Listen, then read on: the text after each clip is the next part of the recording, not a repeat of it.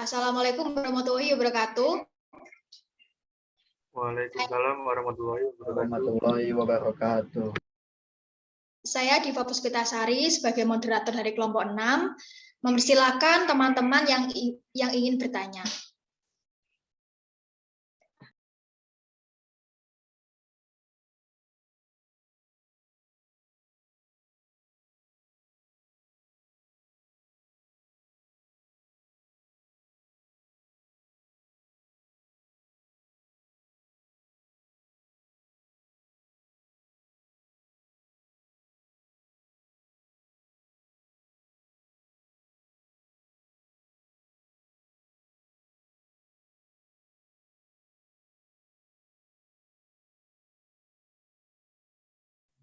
Saya izin bertanya.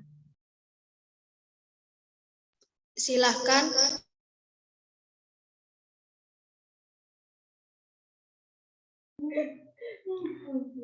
Saya Kusumawati Cindy Nur Rahmawati dengan akhiran NIM 077. Di video dijelaskan bahwasannya judul itu harus dibuat semenarik mungkin.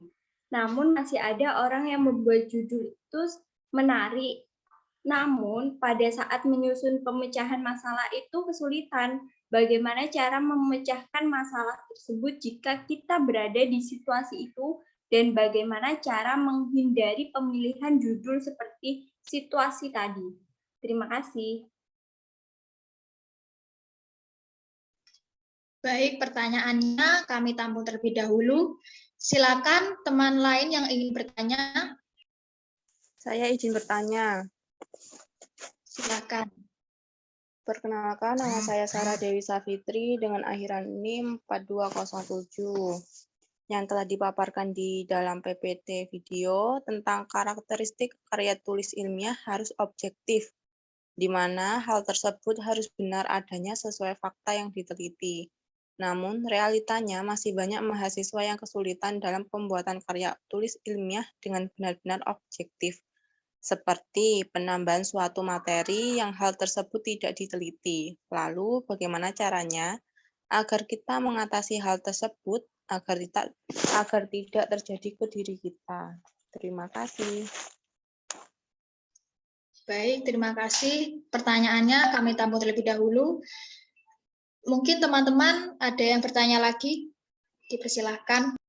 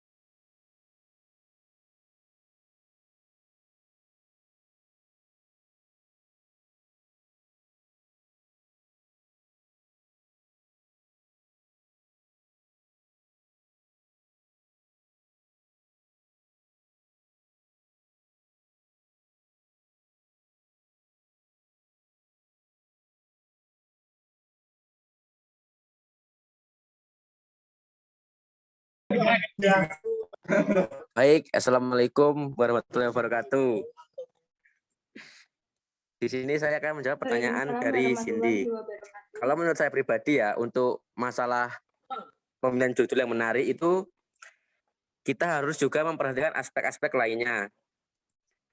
Jika kita hanya terpaku pada satu aspek dan tidak melakukan observasi terlebih dahulu atau melakukan pendalaman terhadap judul yang kita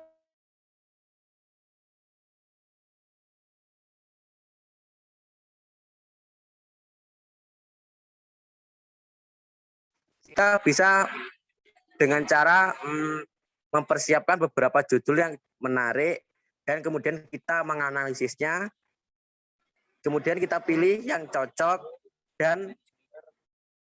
serta menarik serta tidak mempersulit kita ke masa depannya. Bagaimana? Baik, jika seperti itu berarti kita membutuhkan waktu yang lebih banyak untuk menganalisis berbagai judul ya. Kan kita menggunakan judulnya itu banyak, kata Mas Bayu itu banyak kan. Berarti waktunya otomatis akan membutuhkan waktu yang lebih banyak.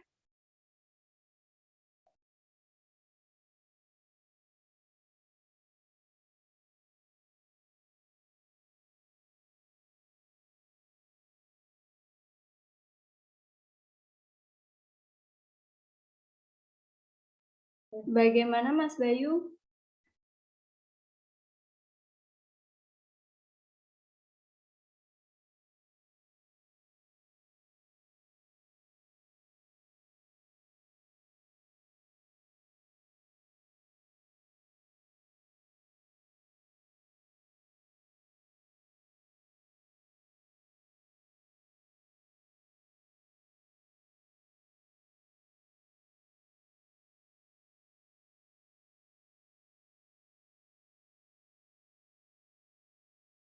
Mungkin anggota kelompok lain bisa menanggapi dari sanggahan saya.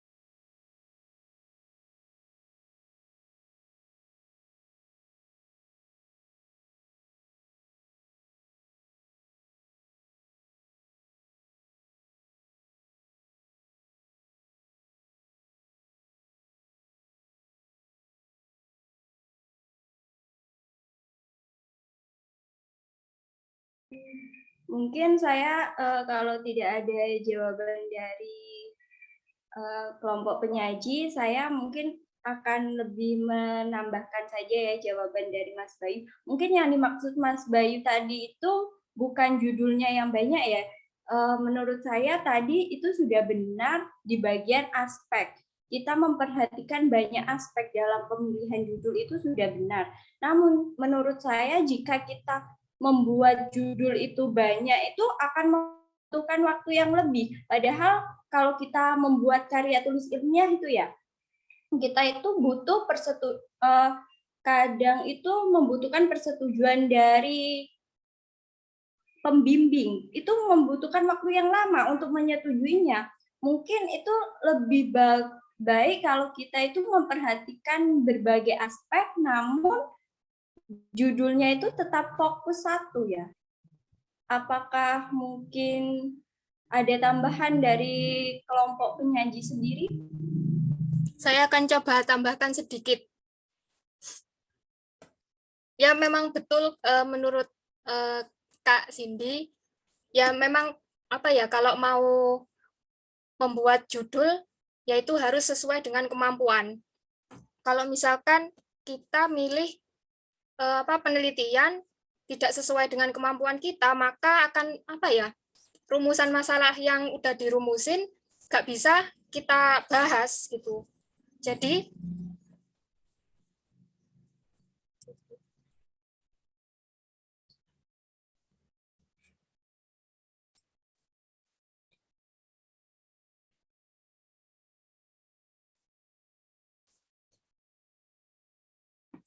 untuk membuat rumusan masalah itu yang pertama itu analisis di sekitar, kemudian lakukan pendekatan secara geografis maupun intelektual dulu.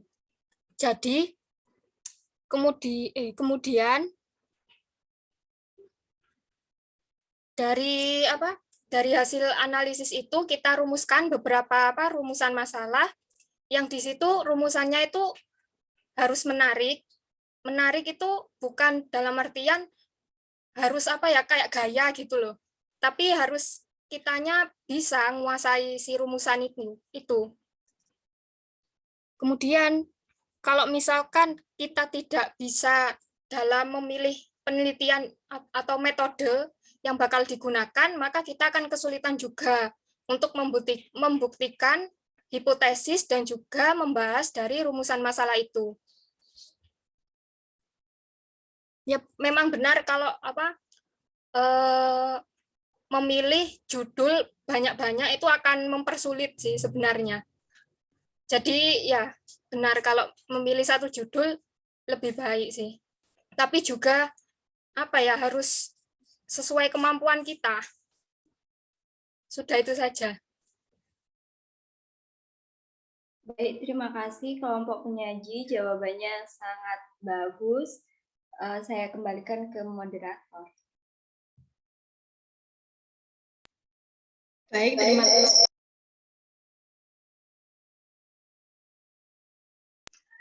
Baik, terima kasih kepada Mbak Kusumawati Cindy yang sudah bertanya dan Mbak Ratri Sukma Pramudita yang sudah memberi jawaban. Selanjutnya, saya persilakan kepada Mbak Citra Putri Ramadhani yang akan menjawab pertanyaan dari Mbak Sarah Dewi Savitri. Kepada Mbak Citra, saya persilahkan. Baik, terima kasih moderator. Jadi saya akan menjawab pertanyaan dari Mbak Sarah. Jadi begini, objektif itu kan artinya sesuai dengan data lapangan. Jadi kita menyesuaikan dengan kenyataan yang ada.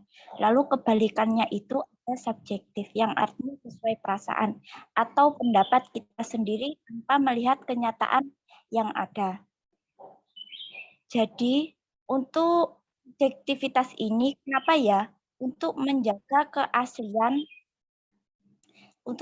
keaslian dari data yang diperoleh tanpa menyertakan perasaan atau pendapat dari si peneliti. Jadi itu harus berdasarkan fakta, harus berdasarkan kenyataan yang ada, harus berdasarkan penelitian yang kita gunakan. Tidak boleh mencampurnya dengan pendapat kita sendiri. Padahal pendapat kita ini belum tentu benar atau tidaknya. Nah, yang kedua itu peneliti itu tidak fokus karena masalah yang dituju itu malah jadinya kemana-mana. Artinya ketika peneliti menghadapkan dalam satu topik, ketika dia menambahkan pendapatnya sendiri malah jadinya kemana-mana, malah jadi keluar topik. Nah, jadi ini itu ketika dia ditanya oleh dosen pembimbing, pembahasannya isinya seperti apa, dia jadinya kebingungan karena yang dimasukkan di datanya itu tidak fakta, namun berdasarkan pendapatnya sendiri. Nah, untuk yang ketiga ini, peneliti itu malas menguji hipotesis. Jadi apa yang dihipotesiskan di datanya itu ya dibiarkan saja, atau adanya seperti itu ya udah seperti itu, tanpa melihat kenyataan yang ada. Padahal hasil hipotesis itu bisa membuktikan bahwa itu terbukti atau tidak terbukti. Jadi jika pertanyaannya gimana agar kita mengatasi hal tersebut tidak terjadi kepada diri kita, ya kita harus mengisi data itu berdasarkan kita peroleh tanpa menambah-nambahkan pendapat kita sendiri, padahal pendapat itu tidak sesuai dengan fakta yang ada. Begitu jawaban dari saya. Apakah sudah jelas, Mbak Sarah? Jelas, terima kasih. Sama, saya kembalikan lagi ke moderator. Baik, terima kasih. Mungkin teman-teman lain ada yang ingin bertanya?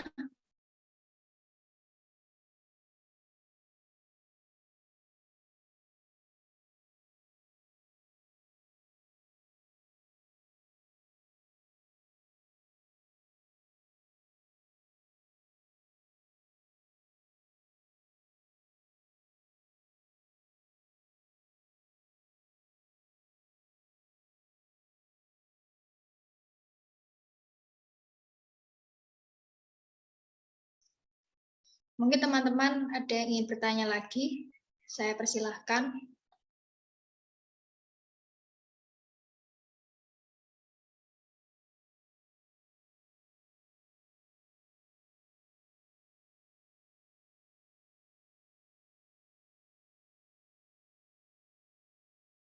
permisi, saya izin bertanya. Silahkan. Apa maksud dari manfaat abadi? Baik, saya langsung izin menjawab ya. Maksud dari manfaat yang abadi itu manfaatnya tuh akan berlanjut gitu hingga tua dan terus mengikuti kita, tidak berhenti di situ saja. Begitu, Mbak Inayatul. Bagaimana Mbak Inayatul? Berarti manfaat abadi itu kayak apa tadi? Tolong bisa diulangi, masih belum paham. Manfaatnya itu akan berlanjut hingga lama gitu sampai hingga tua dan terus mengikuti kita, tidak berhenti di situ saja gitu. Oke. Terima kasih atas jawabannya.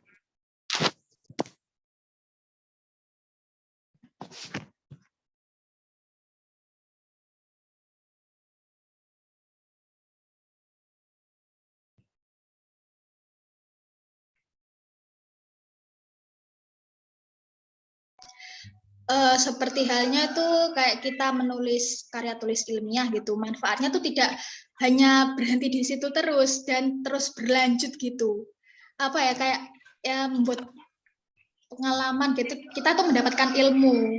Seperti itu Mbak Inayatul. Manfaat abadi itu ada di LKTI gitu. Bagaimana Mbak Inayatul, apakah jawaban saya dapat diterima? Ya, berarti manfaat abadi itu maksudnya ada di manfaat dari LKTI sendiri gitu.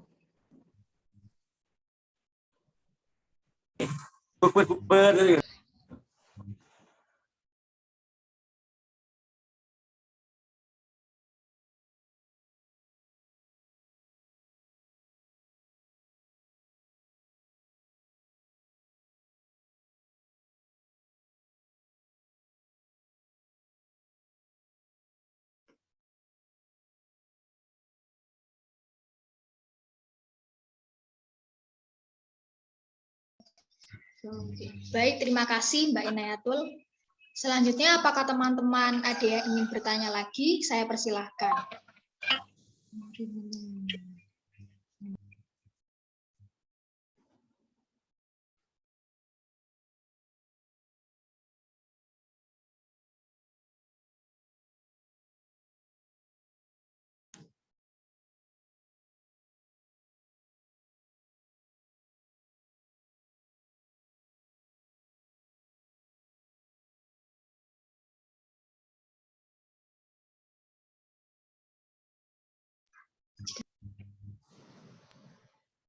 Jika memang tidak ada pertanyaan, saya sebagai moderator izin menutup diskusi kali ini. Terima kasih yang sudah bertanya dan yang sudah menjawab. Selamat sore. Wassalamualaikum warahmatullahi wabarakatuh. Waalaikumsalam warahmatullahi wabarakatuh.